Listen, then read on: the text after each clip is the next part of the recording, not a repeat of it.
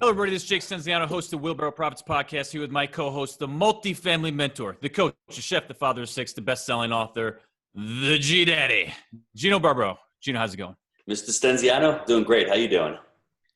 Doing good. Just, thinking about the ways that we've grown the business over, the last, 1,000 units or whatever. And we've built, multiple businesses from it. We've got the property management, we got the education, we got the in-house construction.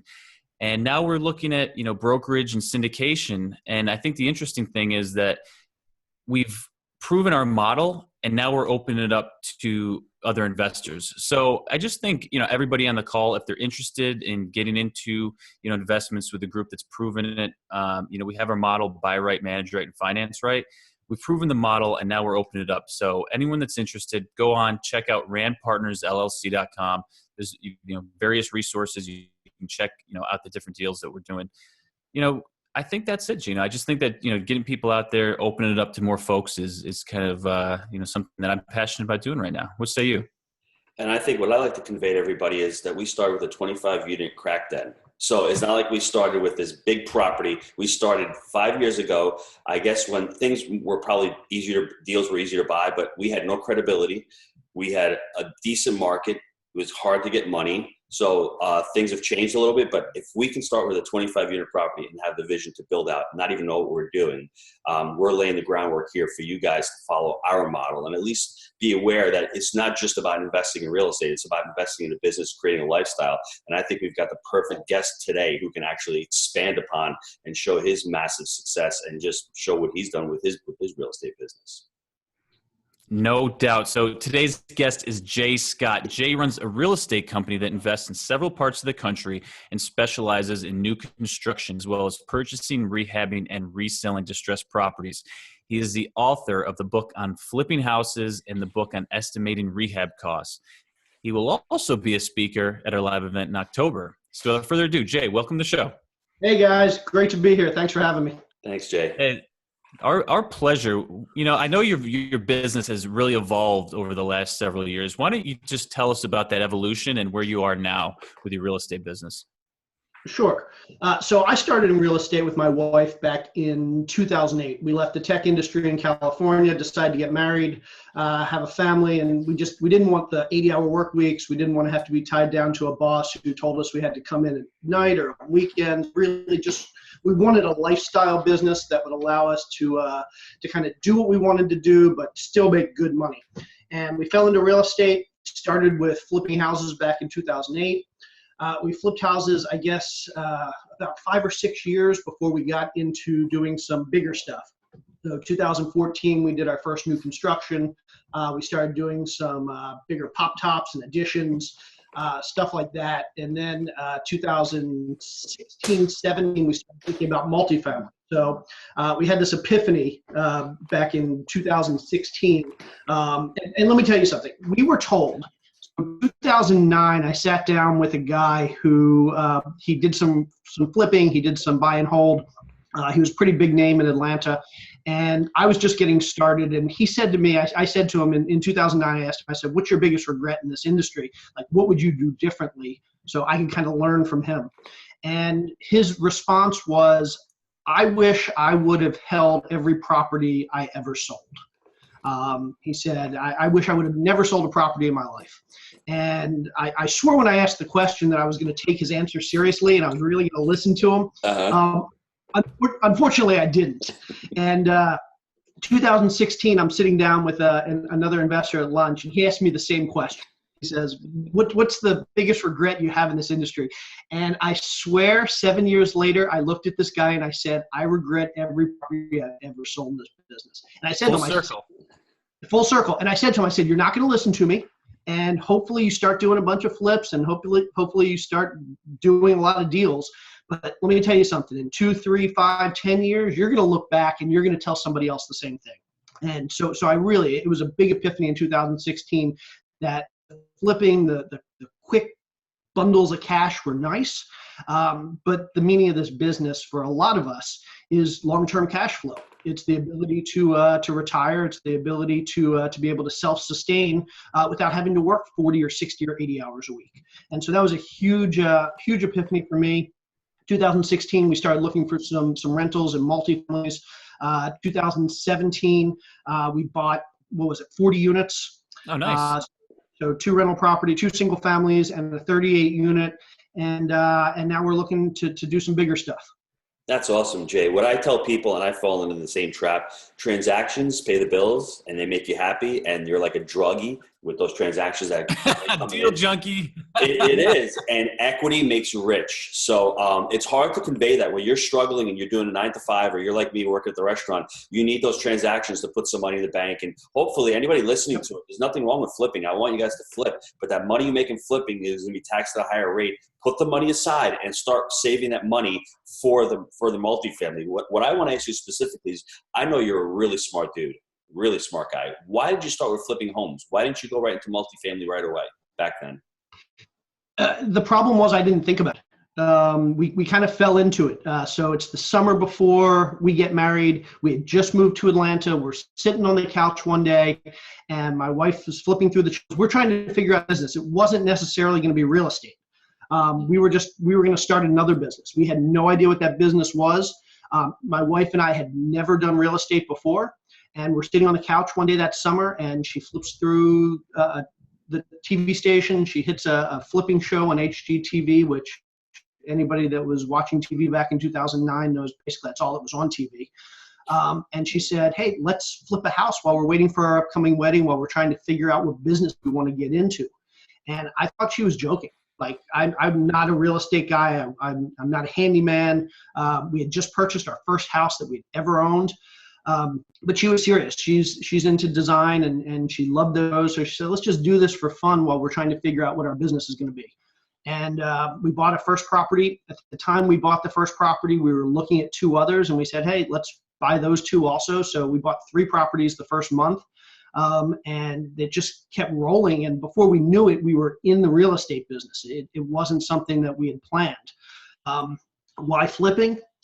Back in 2008, 2009, I mean, it was easy to find deals. We didn't know at the time because we hadn't actually finished any flips, but it was hard to sell deals. But it was easy to find. I mean, literally, you could pull up the MLS, you could throw a dart, and whatever it hit was probably a great deal. So we just kind of fell into flipping, and we got good at it, and we just said, hey, we found our business for the next couple of years. So it's not so much that we decided flipping was the right vehicle for us. It was more that we kind of fell into it and didn't give it as much thought as we probably should have. And then how did you end up scaling up? Because I know you've done a couple hundred houses as far as flipping, and it's not the handyman, it's not swinging the hammer. It's actually building a viable business from this. That's what I like about it. It's not just going out there and being a transaction junkie. You've actually done multiple streams of income from this. How did you actually start scaling up? Because it doesn't even seem like you had the business background or an entrepreneurial background. So how was that challenging to you? So this is a little controversial when I say this, but I think I owe a good bit of my success to the fact that I absolutely hate real estate. I don't enjoy it. I don't enjoy the day-to-day being on job sites. I don't enjoy dealing with contractors. I don't enjoy dealing with agents. It's a frustrating business. I worked for Microsoft for a long time. I worked for eBay for a long time. I worked with people that were like highly motivated. I mean, spent dozens of years in college getting their education. You come into the real estate business, and certainly there are a lot of really smart people in the real estate business, but there are also a lot of people in the real estate business that are in it because they've got nothing else to do.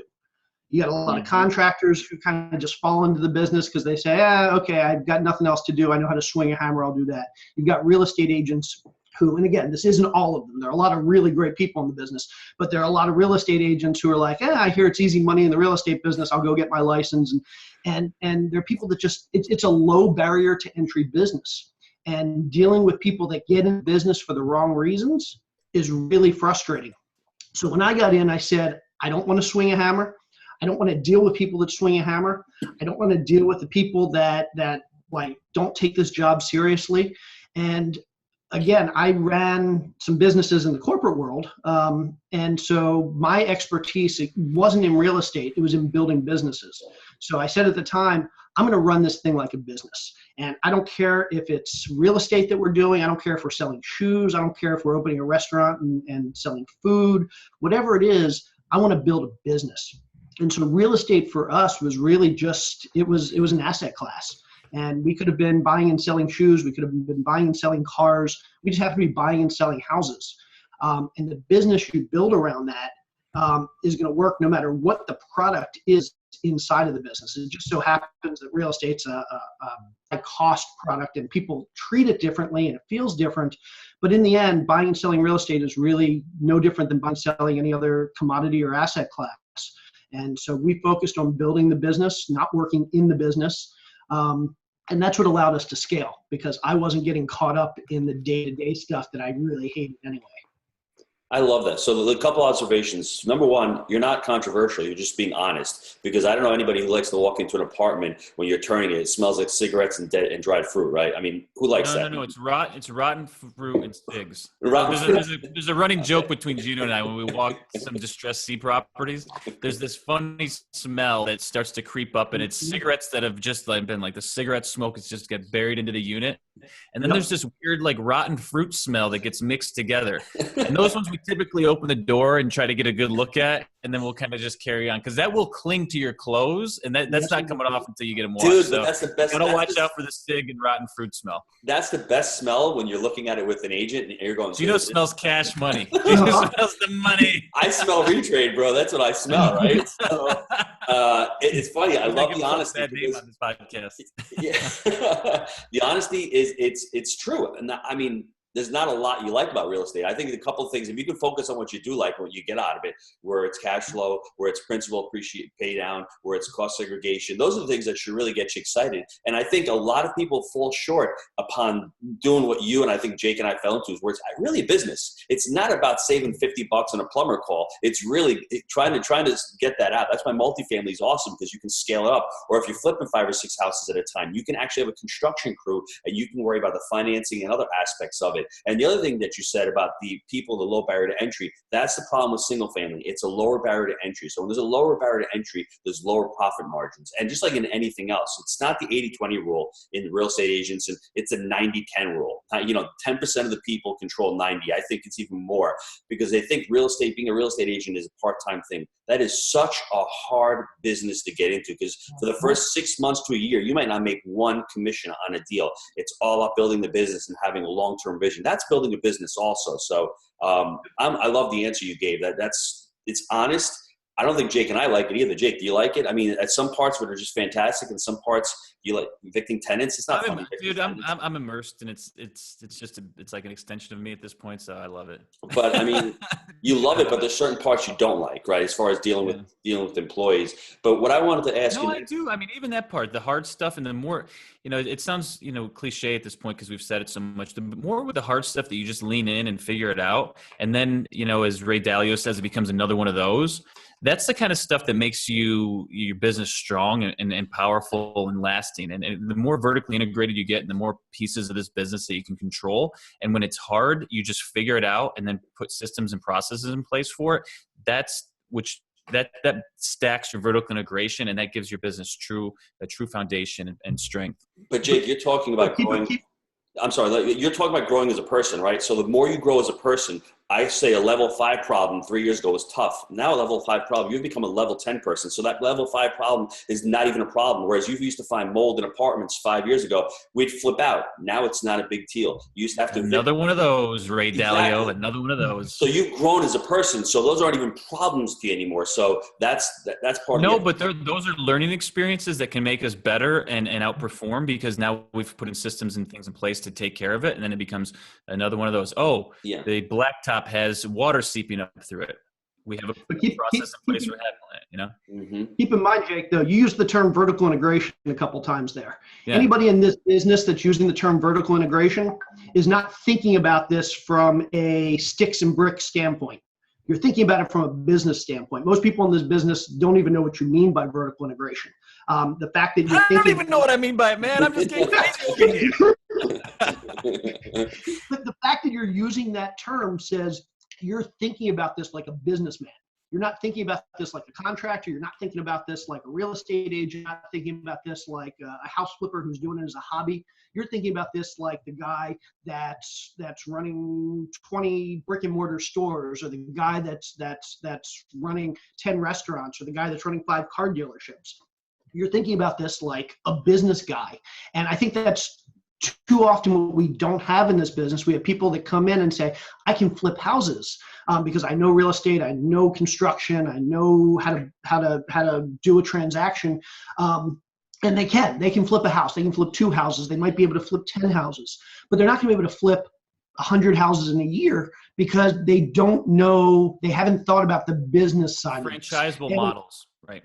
Exactly. Yep. And I like to say, if you can flip 100 houses in a year, you can start any business in the world.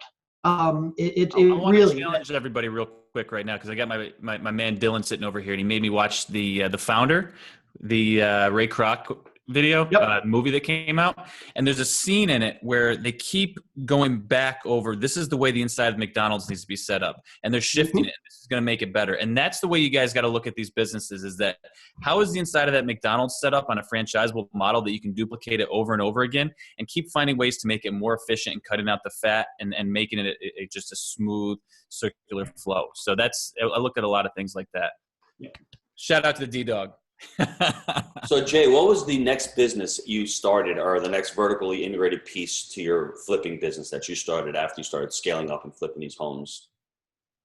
So we haven't done much, to use Jake's term, vertical integration. What we've done is we've brought some things in-house, but we haven't really built it out as a separate company. So for example, within about 3 or 4 flips, we realized that one of our biggest disadvantages was lack of control in the business.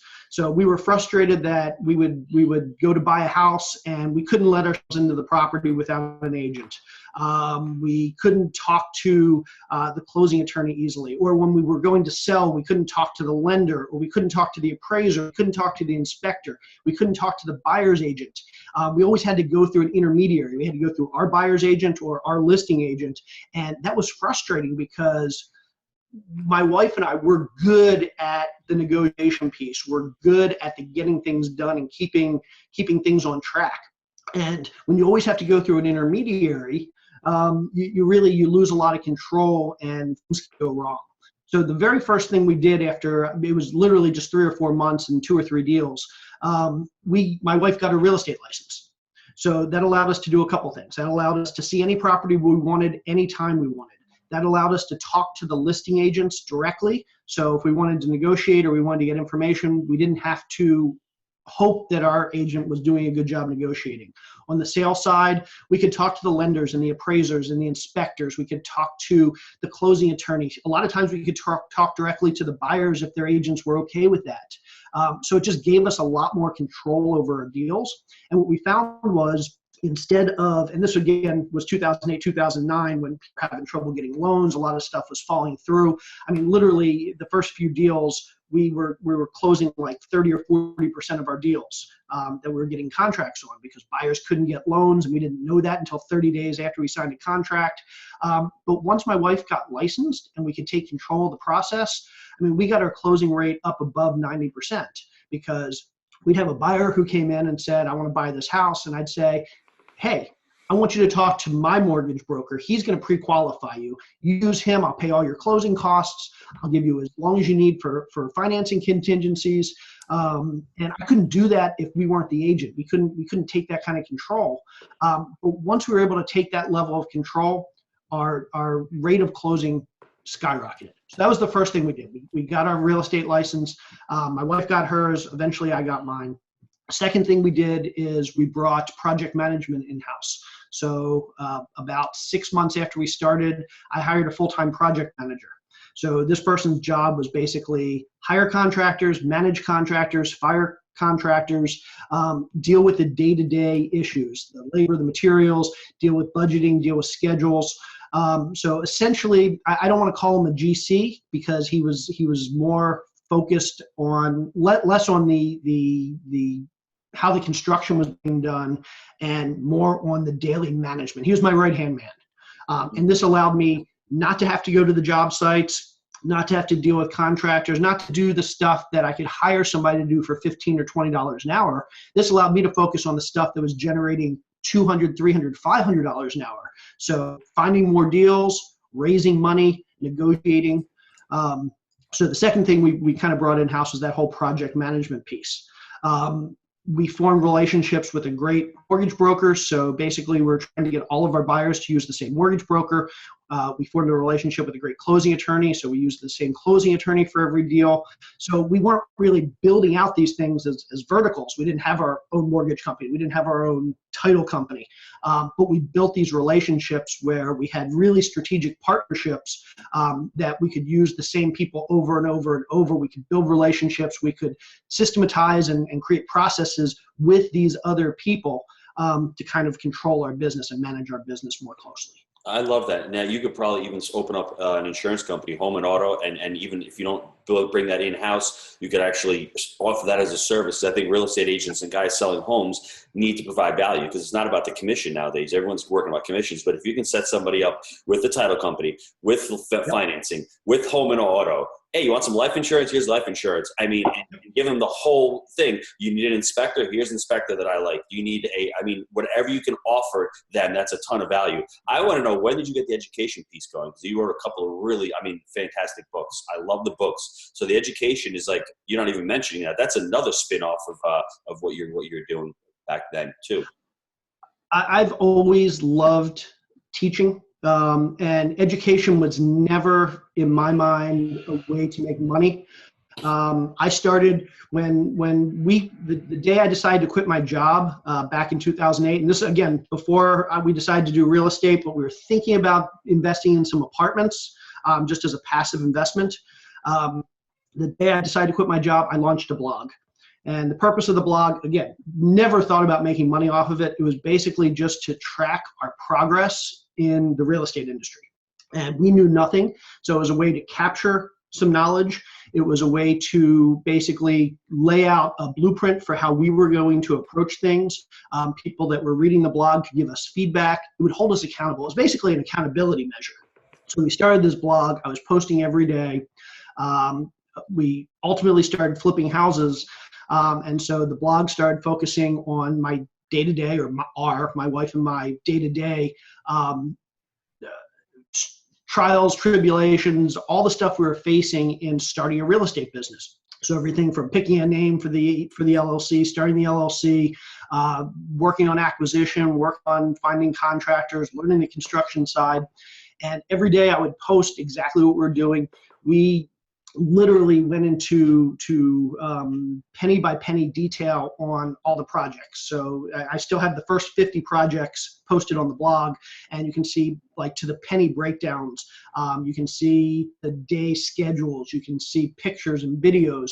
And the only reason we were doing this was so that we could learn from our mistakes. We could teach other people like what we were doing so they wouldn't make the same mistakes, and it would hold us accountable.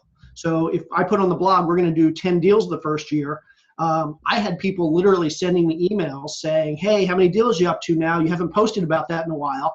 And so people just started reading the blog, and we started getting a lot of feedback.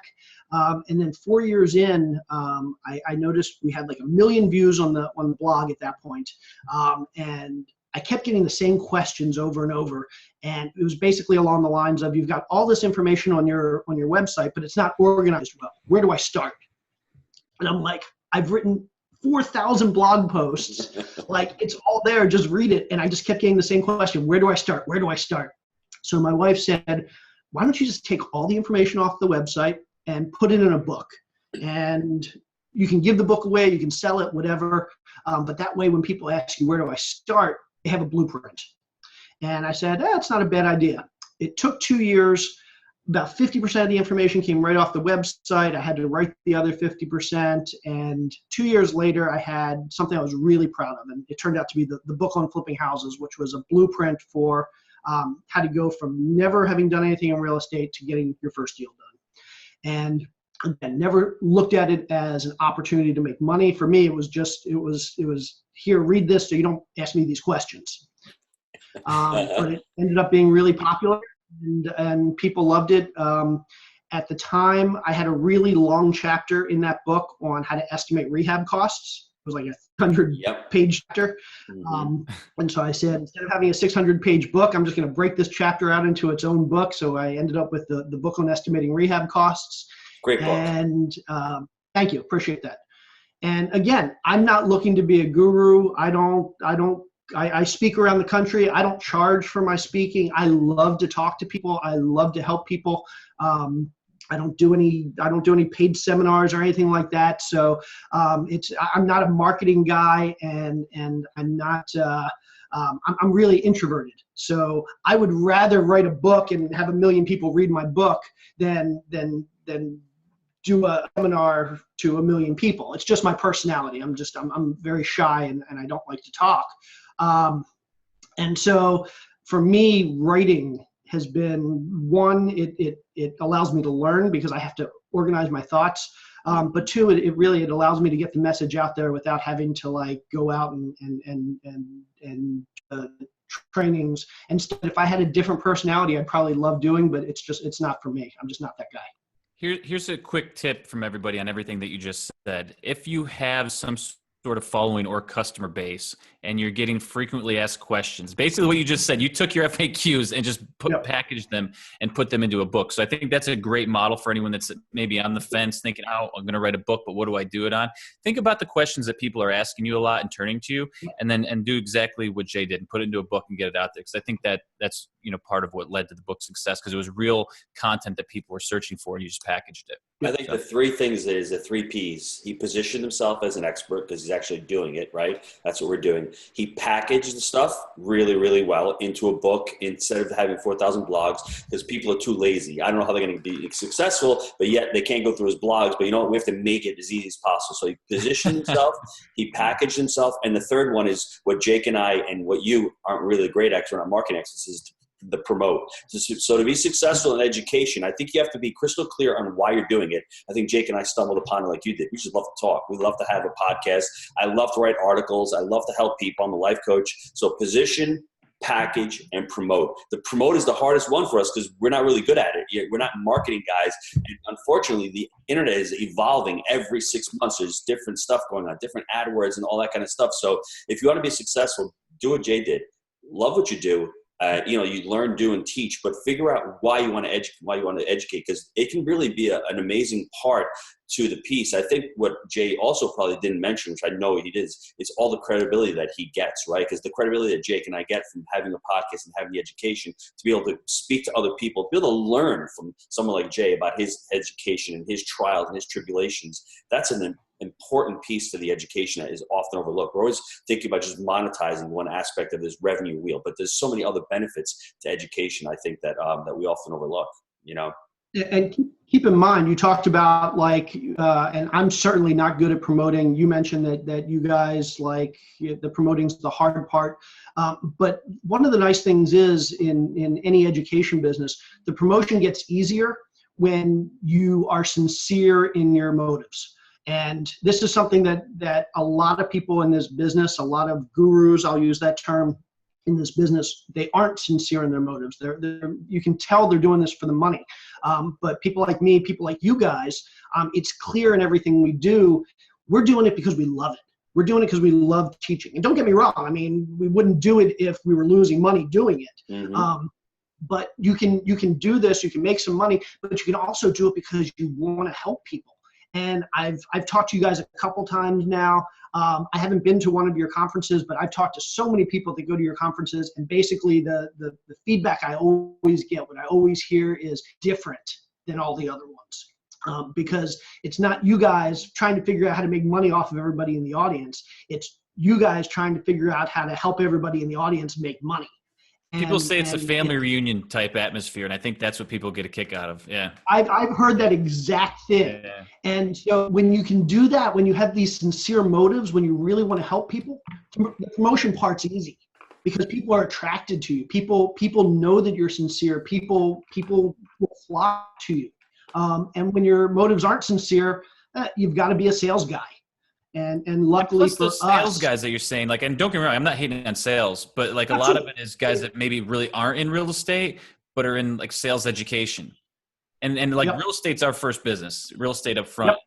So I think that's sort of the difference there. But Jay, I think part of the problem is when you're doing it and you're not monetizing. Like for us, I did it. I was doing education for a good 18 months before I even saw the light of day, before I had it. So it's really hard. So if you don't love what you're doing, if I didn't love sitting in front of the computer and help people out and get these calls and get the emails back and say, hey, G Daddy, thanks. I would have never gotten a 25 unit deal if it wasn't. You are the G Daddy. Yeah, but those emails really juice you up, right? And I'd share them over to Jake, and I'd share them to my wife, and she'd be laughing at me, going, "Dude, stay a little home." And I just like, no, it's just that's what makes you feel good about it, because I see people get success out of it, though. Yeah, you're not going to make money for a while in the business, so you have to have that strong why you're doing it. And if it's just about making money, money is not the cause; it's the result. So just go into this business for that reason. And like you said, if you're genuine, you are trying to help people. The more people you help, the more money you're going to make. That's the crazy thing. You're not even thinking about helping people, but you really want to help the people. When you help them, man, it just comes back to you 100-fold. It's really strange how that works in life,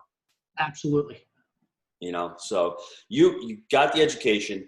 How did you end up getting into multifamily? How did you end up, I know it's all about analyzing numbers and all, but how did you come over to the dark side and say, listen, I want to get into multifamily? He calls it the dark side. I do. Single family home guys, they're like, there's so many objections to getting into multifamily. I don't have enough money. I don't have enough credibility. I don't have enough time. I don't have, there's so many objections to it, and they're hard to overcome. And that's why I call it the dark side, because it might seem dark and scary at first, but it really isn't. So how did you get into your sunshine and rainbows, baby? Care Bear Stare. We love it. So I've never looked at multifamily as the dark side. And in fact, I think I mentioned a few minutes ago, when we started in Atlanta, when we moved from California and quit our jobs and moved to Atlanta, the first thing we were planning to do was, we weren't planning to get into active real estate investing. We were planning to get into more passive investing. And we were thinking about buying an apartment complex. Just some place to park some cash that we had made in our previous careers.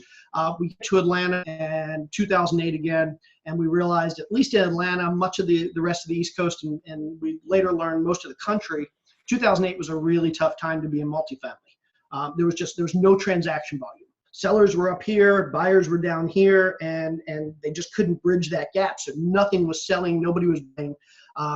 Had that not been the case, we probably would have gotten into multifamily early on. But we didn't, for that reason. So we started in single family. 2011, 12, multifamily got really hot. There were some great deals, but we were flipping 40, 50 houses a year. We were making a ton of money doing it, and I had tunnel vision. And it's not that I made the conscious decision, hey, it's a great time for multifamily, but I'm focused on single family. It was more 2010 to 13 kind of passed me by, and I didn't even realize it was happening. 2014 comes around, and I'm like, multifamily, I should be looking at this again. So I started looking into multifamily in 2014 a little bit, and then 2015 a little bit. 2015, I kind of got serious, and we started looking for some big apartment complexes. And what I found at that point was, we were thinking big. We were thinking 200-300 units. And by 2015, these deals were pretty hard to come by. There was still plenty of stuff in the 20 to 100 unit range, and there's still today, but we were thinking much bigger. And so we were still focused on building single family at this point. So I was kind of doing the looking for the big multifamily really part-time, and that doesn't work. And it took us a year and a half to realize that we weren't going to get any deals doing 3 hours of work a week on multifamily looking for a 200 unit deal. So 2016 comes around, and we decide, okay, let's start looking for something smaller. So we start looking for the 100, 150. And 2016 was really tough. 2017 comes around, and we say, okay, let's look at the 20 to 100 unit range, because we think, both from our skill set, the cash we had on hand, and the availability of those deals for somebody like us who don't have a ton of multifamily experience at this point, the 20 to 100 units probably a good sweet spot. And what we realized was we were right.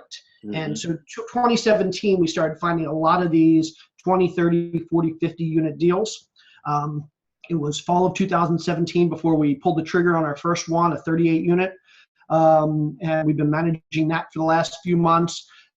We have a 16 unit under contract right now, and we're starting to look at some bigger stuff as well. But for us, I think these are in Atlanta? So the 38 unit is in Columbus, Georgia. as is the 16 unit. And then the bigger stuff we're looking at is more Midwest to West Coast. So Minneapolis is kind of a place we're looking now with a partner there.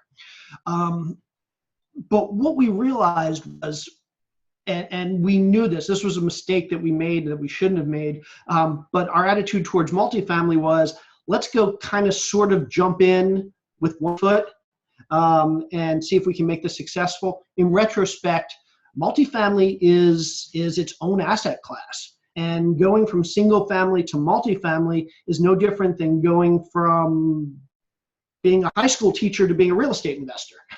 It's two different things. And I thought I could bridge that gap. Hey, I've flipped 400 houses, jumping into multifamily, I can do that in my spare time. Well, it really isn't. I mean, brokers and other people look at me and they think, no, you're not a multifamily investor. It doesn't matter if you flip 400 or 4,000 family houses.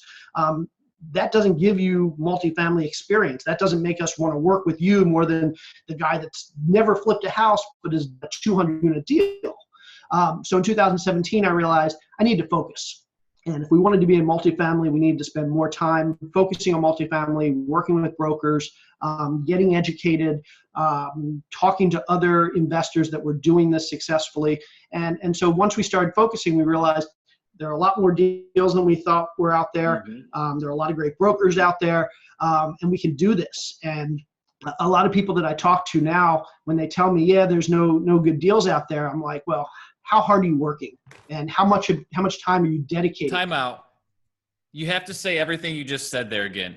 And we have to pound on this because this is this is the common theme, right? So just, if you don't mind, I'm just sorry to ask you to repeat yourself, but please just say that all one more time. Absolutely. So the biggest problem I see with investors, and this isn't just multifamily, this is in all aspects of real estate these days, is people expect it to be easy. They think they can go in, they can work a couple hours a week, and they're going to be successful. What they don't realize is you need to dedicate and focus. You need to figure out what you want to do, and then you need to say, it may take more than a week, it may take more than a month, it may take more than a year. It's going to take time. But if you're willing to put in the effort, you're willing to put in the focus, you're willing to be disciplined, the deals are out there. There are lots of deals out there, and you will be successful. The key is you can't give up after a week or a month or 2 months. You got to keep looking for those deals. And here's a truism I found in this business. I know very, very, very, very few people that have done one deal in real estate. I know thousands of people that have done 0 deals. And I know thousands of people that have done dozens of deals, but nobody does one deal. And there's a reason for that. After you find that first deal, the rest are easy. And anybody that finds one deal is find 5, 10, 50, 100 deals. But there's so many people that don't get to that first deal because they give up too soon. And what I like to tell people is, don't give up before you find that first deal, because after you find that first deal, everyone after that's going to be 1,000 times easier. And so it really is. It's just perseverance. It's not giving up, because the deals are out there. This is hashtag 100 right now on the emoji / no, seriously, this is so true. And I'm almost getting getting worked up here. And you say this because it took us 18 months to find our first deal. It took us 18 months. Yep. Guys, it took us 18 months. It felt like an eternity. And we kind of were like, oh, do we quit? Do we keep going? And then boom, we hit a 25 unit. Bam, another 36 units. There's 136 units. Then we went down to 24. Then we did a 281 unit deal. And it literally just as you said, you get that credibility, you get that first deal, you start to figure it out. And then it's like the floodgates open. And you can go through dry spells afterwards, but you still will get more deals and continue to do deals. Yep. So I 100% agree with that. I think that's the truth. And it's hard to hear, guys, if you're in the trenches right now and you're not getting anything, but he's telling you the truth. And that's the way it's been for me. It's the way it's been for him. I truly believe everything you just said. Yeah, but 12 or 18 months can change your life. I'm sorry. I think the important thing that Jay said, though, was you have to educate yourself. Partners are in the works over there. You have to work with other people. Because if you're doing it by yourself, good luck, bro, because it's an island. It's not an island. It's not high school where you can't cheat off your buddy's paper over there. Real estate is a network and a team relationship-based business. So get on board with others. And don't be afraid to pay for a little education. Don't be afraid to join a community of like-minded guys. There's a lot of guys out there who do have great education, who you should be part of their communities, who you should be learning from and learning their resources and networking with the people in their community. Because if you're by yourself doing it, nobody's holding you accountable. You're going to fail. And then when you fail, hey, listen, I remember with Jake, I wanted that first deal so bad. I don't know about him. He goes out and buys a house. Let me rehash that story. Now it's dump on Jake time. All right. Yeah, I blew the money. All right, but we got it done anyway. So, we did. So, but my thing is, I remember him going, we got to put a pause on this. I'm like, okay, we'll put a pause on it, but I know I want to get out of the restaurant. I hate what I'm doing. I've got to do something different. I've got to make a little more money. My wife is pregnant with number 5. I got to figure something out here. So I had a real reason why to do that. And then we end up going back, and y'all ain't going to get business down here. And we get rejection and counter rejection. And we finally found their first deal. And it was like, wow, it took a long time, but we knew why we were doing this. You have to know why you're doing this. Jay makes a great point. Be clear. Have a focus on why you're doing this. And don't be afraid to partner with somebody. I like the pizza pie. I like to share it with 8 slices. I like the pizza pie too. If you're going to have a pie with 2 slices and have it by yourself, I'd rather have a pie with 8 slices and share it with other people, because you're going to be able to grow. Think of the long-term aspects. I would never have this podcast if it wasn't for Jake doing his day-to-day on the property management. I'm doing the education. Now we're doing the syndication. When you have partners and other people to lean on, they hold you accountable. They push you to make it harder. And like, dude, we're writing another book. Come on, Jake. Really? We got to write another book? I wasn't pushing you to write another book. You're pushing me. Come on. Yeah, you came and you gave the punch to the gut. I needed it. I was being a wimp. I'm like, oh, come on, I have too much to do. But you know what? Mr. Stenziano stood up and he pushed me and he made me be better. And he said to myself, you've got to step up, brother. And you know what? I wouldn't have done it if it wasn't him, if I was by myself. So look to partner with other people who are like-minded, who really want to push you and want to hold you accountable. So yeah, and people have to remember, brother like Hulk Hogan right there too, which was probably the coolest part of any of our podcasts of all time. Brother. Let me tell you something, Mean Gene. Yes. I love it. You'd rather own 10% of 1,000 units, 100% of 5, and it really is. People in this business, too many of them think I've got all the skills, I can do everything myself. Nobody's got all the skills. There's a lot of facets to any business, not just real estate. But I mean, you have the money raising, you have the acquisition, you have the redevelopment, you have the sales and the positioning, you have the property management, you have the tenant management, you have the maintenance stuff. I mean, there's so many different areas. And if you're good at all of those things, then you're special. I mean, there's no way to say it. Nobody is really good at all of those things. And there's not enough time to do it all, though.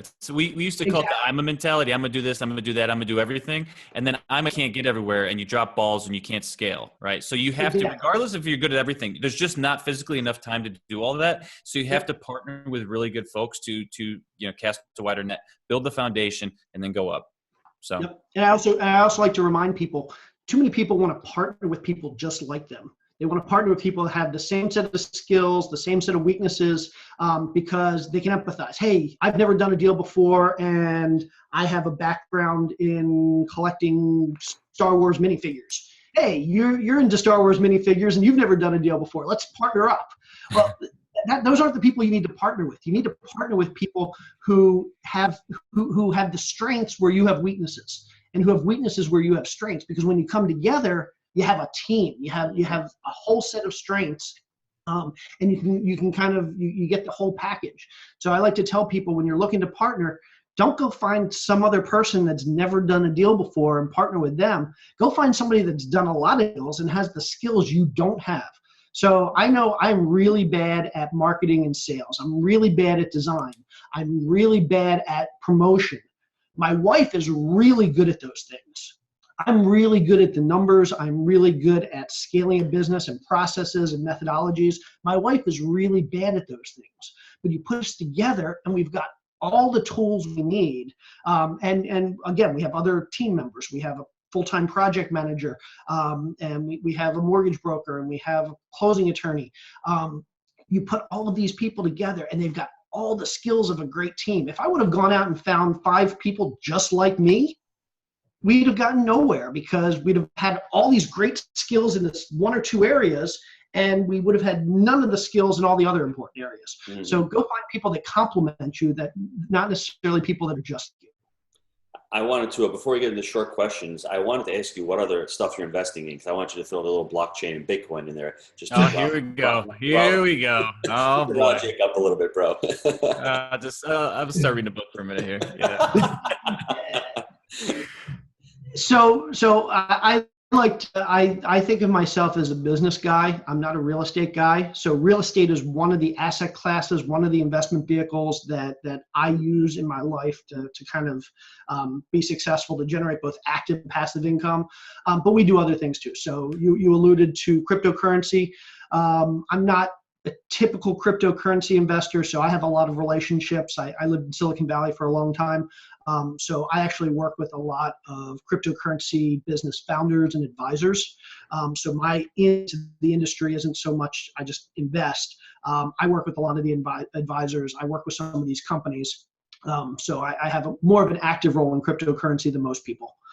Most people just invest and hope for it to go up. I actually trade my time for some equity in some cases, and so I have a more active role in cryptocurrency. What else? We have a couple other businesses. We do some angel investing in the tech world. So I'm a tech guy by education, and I think of myself as a tech guy more than anything else. So we do some angel investing in some small tech companies, mostly on the West Coast. Recently, we've started buying some racehorses. So that's one of my new passions. A friend of mine Is that more of like a party thing? So you can see your horse and you go to the Derby and you just say mint juleps or whatever. You just want to party. You just looking to hang. I'm not going to lie. Of all of our vehicles, this is the one that makes us the least amount of money. Yeah. At this point. But it is really cool to be able to go visit my horses. And you just want to tell the neighbor, oh, well, you were going to the track to check up on, Johnny Speed skates today, like. we had a horse run on Kentucky Derby Day at Churchill Downs, so a race a couple before the Kentucky Derby. Awesome. And it was pretty cool. I happened to be in Vegas that weekend, and I'm sitting in a sports book, and like the Kentucky Derby, like they have the Churchill Downs simulcast feed, and to be able to say, hey, that's my horse. So we got to give a shout out to Horsey. What's the horse's name? Clearly Super. Clearly Super in the house, everybody. I love it. We call him Soup. So, and so yeah, that's a hobby passion of ours that maybe one day will actually turn into a good investment stream. But yeah, we invest in a whole lot of things. So for us, again, we kind of look at it as there's two types of income. There's the active income, the stuff that we're trading our time for day in and day out, and there's the passive income, the stuff that we take the money that we're generating from the active income and we roll it into these things that are going to reap benefits for us for forever. And so on the active side, we're still flipping some houses. And I'm actively involved in a tech business that my friend and I have been running for the last few years. And then on the passive side, we're doing multifamily, and we're doing cryptocurrency, and we're doing horses, and we're doing angel investing. And so it's like, I love starting businesses. I love being involved in businesses. And so there's not much that I won't try if it sounds interesting. And it's funny. I know you do a lot of trading in gold and silver currency. I know you've got the education books that you're selling. Also, I was at that Bigger Pockets meetup last year. That's why I was like, I got to get him to speak at our event, because it was really all encompassing. I mean, it was just you're really diversified. I mean, obviously you have to be knowledgeable in every aspect of it, but I know you've got a great portfolio of all different asset classes. You're not there praying for it to go up, up, up. I'm sure you're hedging your positions and all. That's what makes you really, I wouldn't say unique, but a very successful investor, where you're not beholden to the market. You understand what's going on with the market, and you're hedging your bets and you're diversifying yourself. I think that's awesome. Absolutely. And I think a lot of people would be well served to start thinking about not only their real estate investing, but anything they're doing is kind of like a portfolio. Mm-hmm. And people, like I have a lot of people who say to me, hey, now's a bad time to get into real estate because we could be at a peak and the market could be going down. And I say, that's true. It could, you never know what could happen. I mean, if you were in New York in 2001, New York City in 2001, the market was going up, but then there was that horrible event on 9/11 and things kind of started going down. You can't predict those things. Mm-hmm. But if you have a good portfolio perspective on what you're doing, there's a way to hedge those bets. Like here's the best tactical piece of advice I've heard in the past year. I said to somebody, they said, so are you flipping as many houses as you were? And I said, no, I'm not flipping as many. We're still doing a bunch. I think the market's still good, but I think we're getting towards the top, and I don't want to put all my eggs in one basket. And he said, well, why aren't you just buying as many flips as you can and just hedge against them? And I was like, well, what's a hedge against a flip? And he said, well, I'm flipping a bunch of houses. Every time I buy a house, I buy what's called a put option against some major home builder hedge funds. So basically what a put option is you're betting on the market to go down. So what you do is you buy a flip, you buy a put option. If the market keeps going up, your flip makes you a lot of money. If the market turns and starts to go down, you're going to lose some money on the flip, but you're going to make some money on that put option. So it's kind of like it's a portfolio hedge. Yep. Your whole portfolio at any given time is not at tremendous risk if something bad happens. So it's a way to kind of work out the peaks and the valleys and just make things kind of a steady stream upward. And all these types of hedges in the investing world, and both in real estate and other asset classes. And when you use them intelligently, you can basically force your portfolio to go up no matter what happens. Mm-hmm. What's your take on the CMB real estate multifamily space if there is a recession? In terms of how do you view that? Because that's an interesting one, because a lot of times you can look at it and say, well, the guys are coming out of the A's and rolling downwards. Do you feel the same way about that? Absolutely. So we bought our first multifamily last year, and used the example of your first 25 unit. You called it what, the crack den? It was actually the opioid den, but we call it the crack. Okay. Ours isn't that bad. It's real low. It's real low income. It's C or D. We're lucky. We made sure to buy an area that we don't have a lot of drugs. We don't have a lot of. We thought so too. Just carry on. Yeah, we're about 8 months in, and we've been lucky to find that's actually true. So there's not a lot of crime. There's not prostitution. There's not drugs. But it is very low income. And so for us, that's a hedge. We're not making it's more effort. There's more active involvement because management of a C or D class property, as I'm sure you guys know, it requires a lot more work. I mean, you need to babysit tenants, you need to babysit your property manager.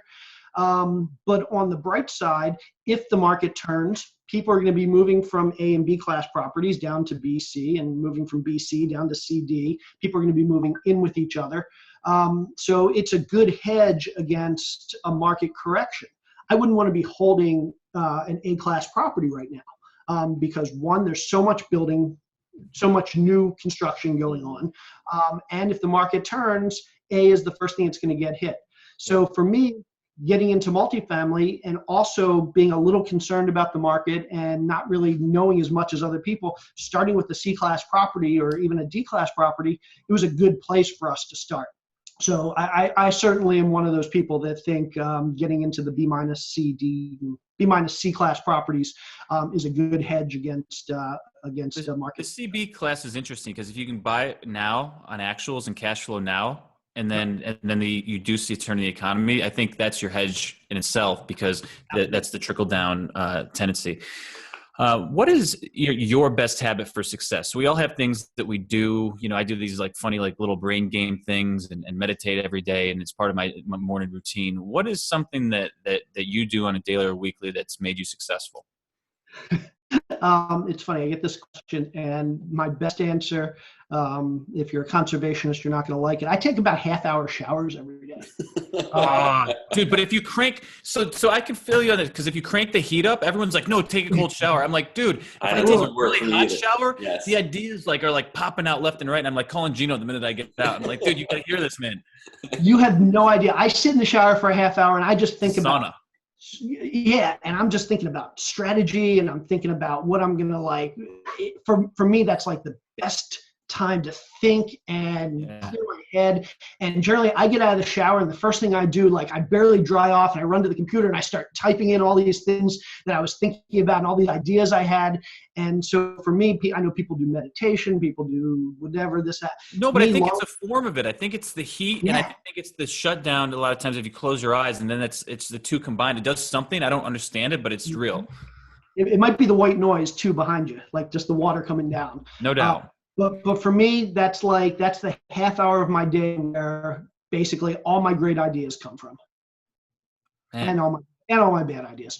Sorry, Tony Robbins, for ditching the cold shower for some steam, brother.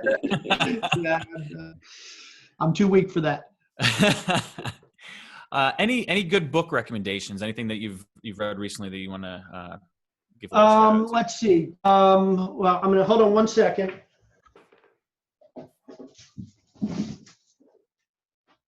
Gino didn't mention it, but I'm gonna plug it. So my newest book, yes. Book on Negotiating Real Estate. Basically, Gino, give him some love, man. Dude, Let's see the that's book. why we Let's got see it up for the YouTube folks one more time. Let's see the cover again. Yeah. Nice. So basically, my wife and I in the corporate world, we did a lot. I did some merger and acquisition stuff, and so I've done a lot of negotiating in my career. And I noticed last year that not even very few, there are no good real estate books on negotiation. And yet we attribute a lot of our success, both on the buy side and the sell side, to my wife's great ability to negotiate. So because there was nothing good out there, we decided to write that book. And so very proud of that book, probably more so than any of the other ones we've written. So for anybody that wants to really work on their ability to acquire properties at lower prices and to be more creative in their acquisitions and both on the buy side and the sale side, I recommend the book. Let's see, other books that I have read. I'm trying to think. I'm looking over at my bookshelf right now. Let me grab one. I like this one. So Tim Ferriss wrote Tribe of Mentors. Basically, he went out and he talked to, I don't know how many people, maybe it was 50 or 100 people, just big names across various industries, and just asked them their philosophies on life and how they've gotten to where they are. And the best thing about this book is that a lot of those people that he talks to and asks questions of, they recommend some other great reading across all literary fields. So I've gotten a lot of my good book recommendations from this book. Gino, you read that one yet? Nope. I haven't read any Tim Ferriss' stuff. I don't know why. Just not even the 4 Hour Work Week. I haven't gravitated to it. So, Yeah, this one's different. So like 4 Hour Work Week, I've gotten some tidbits here and there from it. It's okay. I just don't know what to do with the rest of the week. Like, what am I supposed to do with myself? Right? Take a shower, bro. Take a shower. Exactly. But then ideas will come and I want to go back to work. So it's like, it just can't, that doesn't relate to my make it happen culture, the MIH culture and the 4 Hour Work Week. It just doesn't, I'm bored. I got to do something. So. Yep. So, man, that's good stuff. Gino, anything else? No, what I wanted to say was the reason why we invited him to come to speak is he's going to be speaking about negotiation. He's going to have a great topic. You got to come down and listen to him because he's done it. He's in a lot of different asset classes. You want to talk a little blockchain with him? He's going to be there talking about that also, I'm sure. So tons of knowledge, tons of advice. And like I said, I had heard him speak last year, and when I heard him speak, I'm like, this guy's the real deal. It's not just real estate. It's about building a business. And that's what we're trying to do with our podcast is really talk about multifamily, but really talk about all the different facets that once you get into it, not if you get into it, when you get into it, take the bigger picture, take the exit strategy, hold on to those deals. Listen to him. The best advice that I heard is, I regret what I sold. I mean, don't be afraid. Just go against what everyone else is telling you to do. Try to hold on for the long term. And like I said, he's going to be there in October. So guys, got to buy your tickets to come down and see him. So looking forward to it. October 6th and 7th, live event. I think, maybe I'll bring some silver dollars and Jay and I can get behind the curtain and start trading some silver dollars. This is the cool thing, though. This is the great thing about having the Jake and Gino platform, Wheelbarrow Profits, is that, we get to hang out with great guys like Jay, and then the live events create the opportunity for you guys to come and meet some great folks. So Jay, I think I'm going to check out the book. I'm super excited about that. Really excited about seeing you in October. Thank you so much for being on the show. Thanks, Jay. Thanks, guys. I really appreciate it. Looking forward to October and meeting everybody that's going to be there. So please come out and see me, see us. Absolutely. Thanks. We'll do.